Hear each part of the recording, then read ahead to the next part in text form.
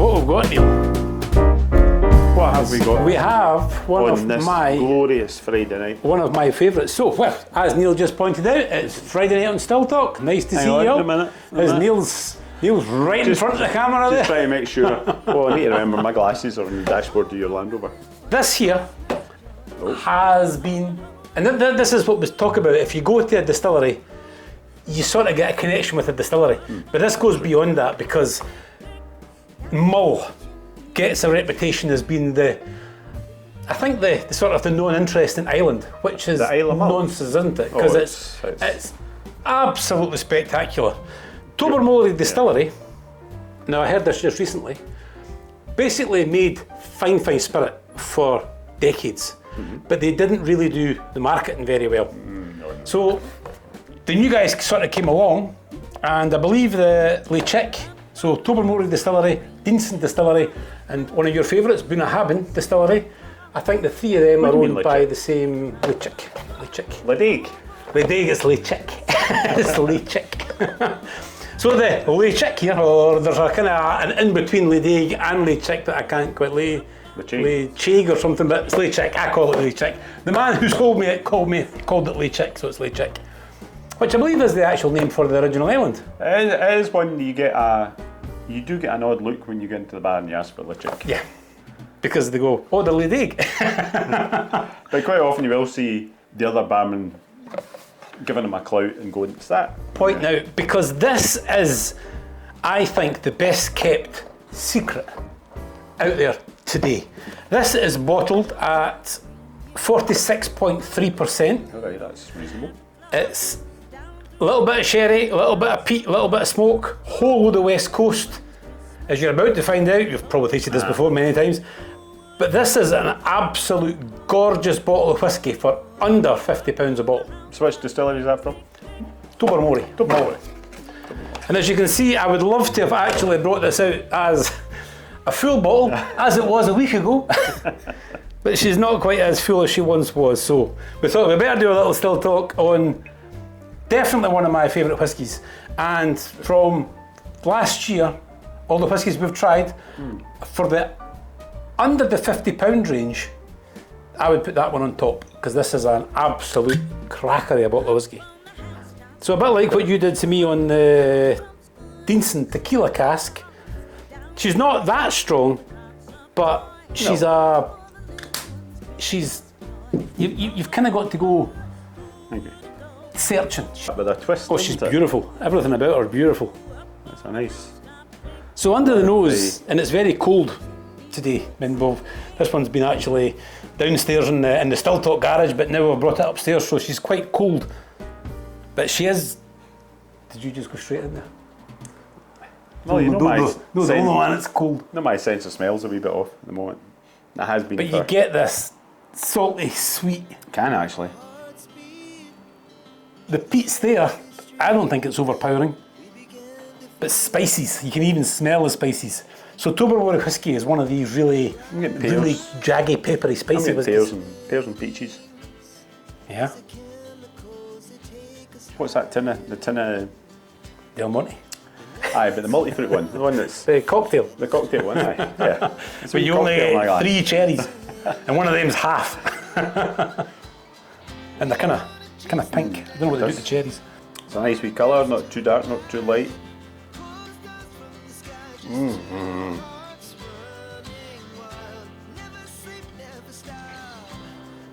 It's that. Again, I love how you get these whiskies that go in. This one's peppery, spicy, and then when you breathe down, you get those lovely, smoky, peaty, salty notes comes off the breath. For the first time in a long time, I could actually taste the peat in that. Yeah. I can feel it in the top of my tongue, and it's definitely that sort of woody, peaty flavour to it. But it's not distasteful at all. It's a really nice by the fireside. Oh, but the bonfire. Peaty. Campfire. Yeah. Well, I'm not no. It's sherry. It's got that. I think it's just too grown up for the campfire. Yeah, I'm thinking more an open fire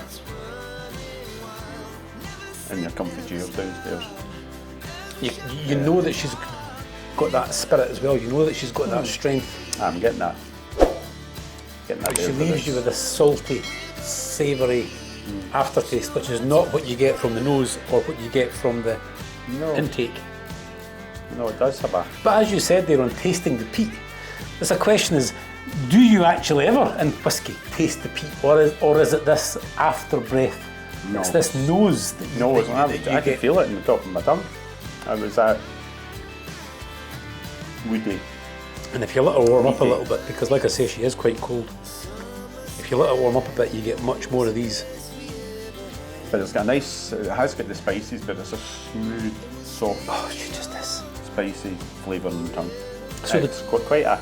Again, say, it's one of these ones we've had... We haven't actually done it in this actually, in Bowmore, but we've trying to think. we haven't done What Bowmore. was I haven't had bottle of Bowmore in many years. What was the smoothest one we've had recently?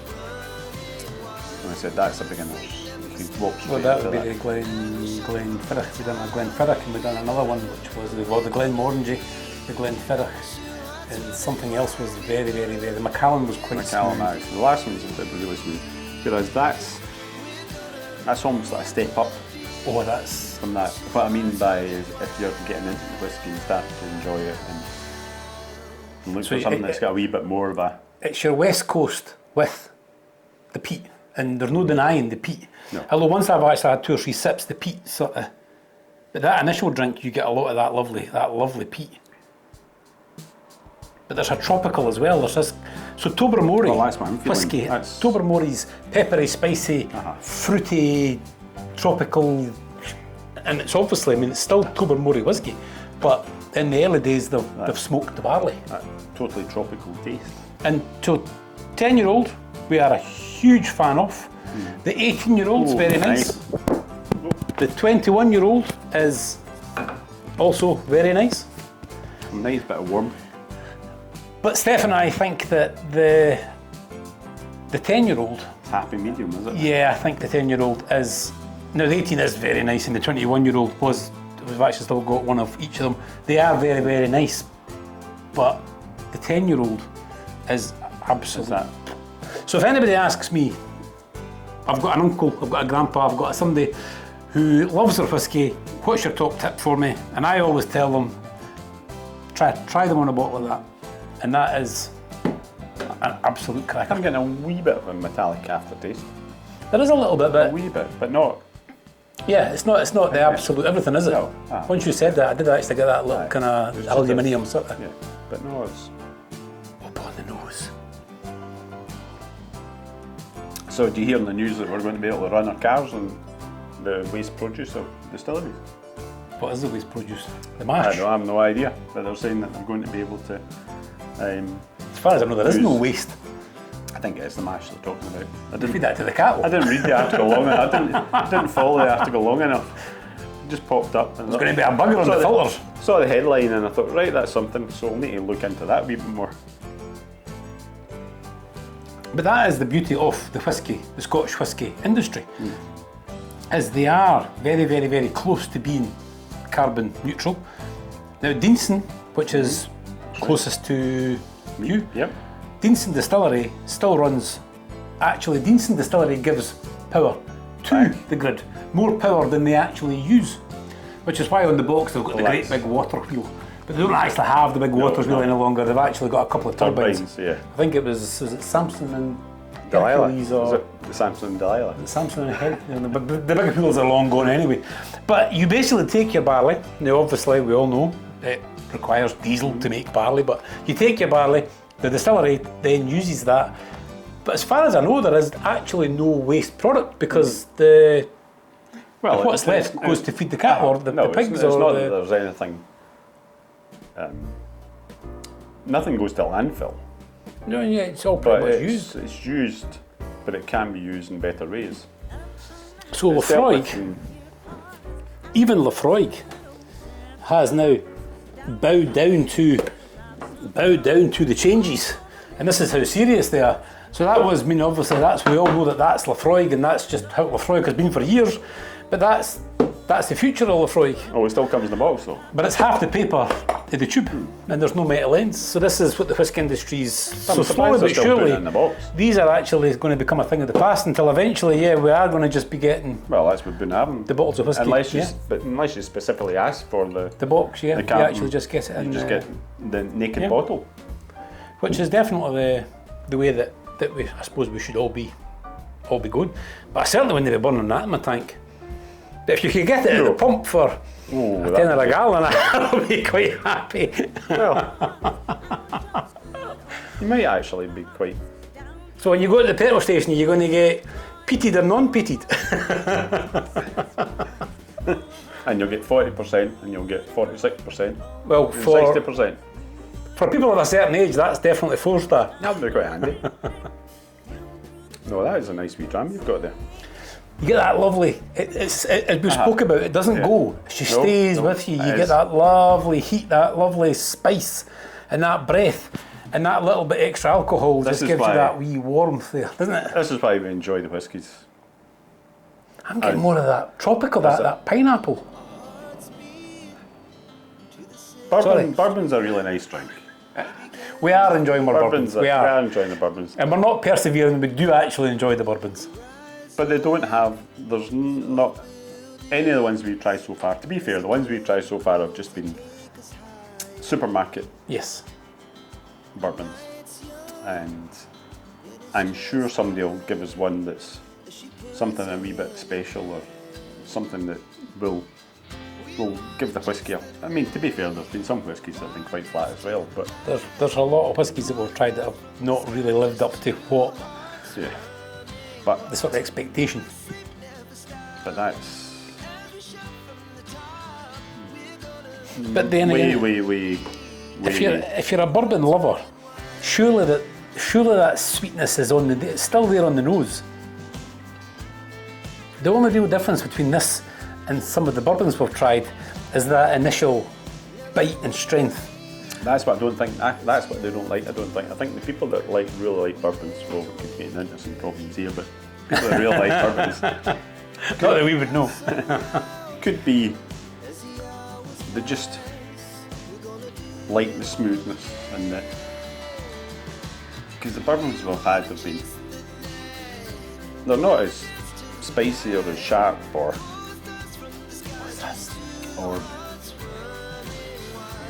warm. No. It's spice, that peat smoke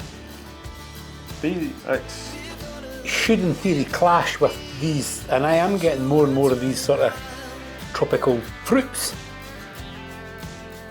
But I think that I'd love to actually, at some point, it would be nice to meet up with a couple of bourbon drinkers and get them to bring us sort of that and bourbon. Yeah. And then I would put that up. If we were going along for a whiskey dance-off. Oh, there we go now.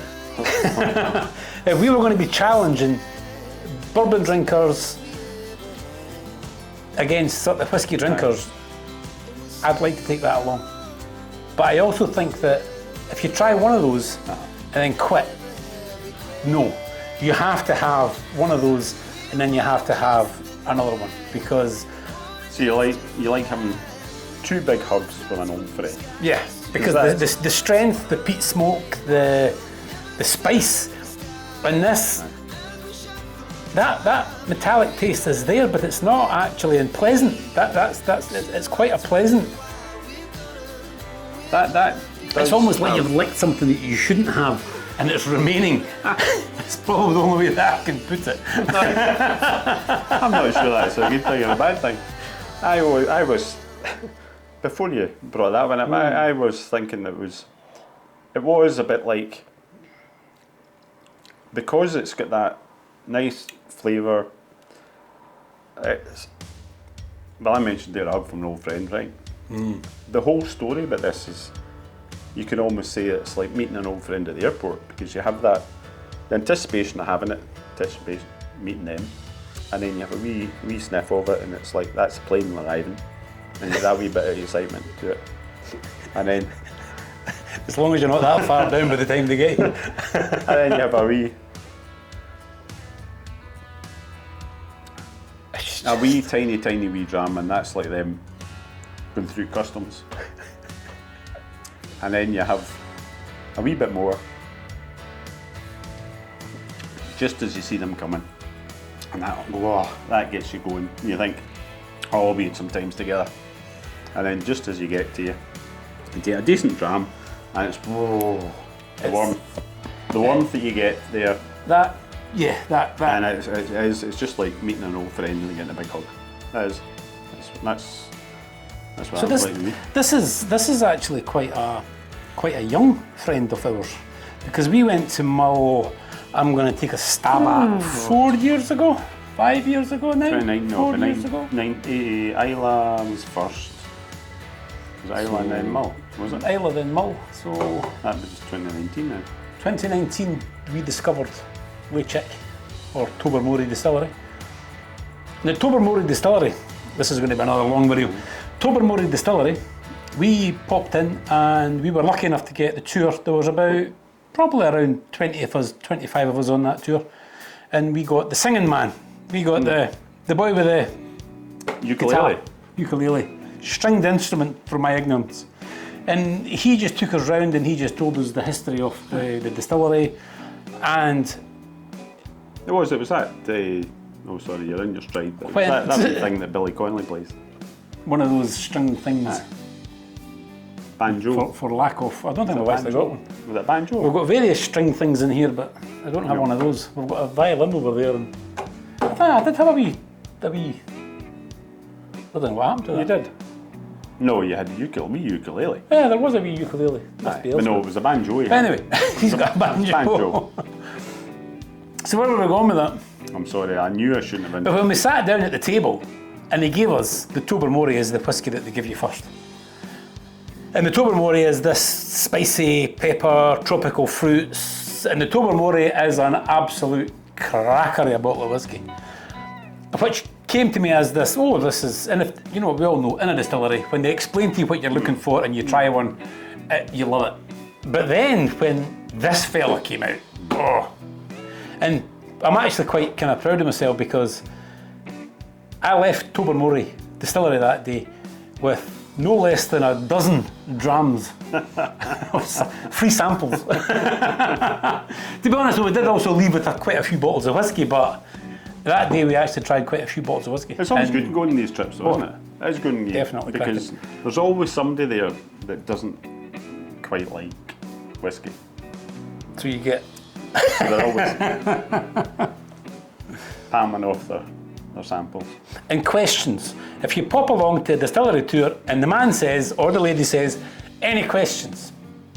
If silence falls, you've had your free drams. Questions means more drams. The more questions you give them, the more drams you will get. The more they keep coming.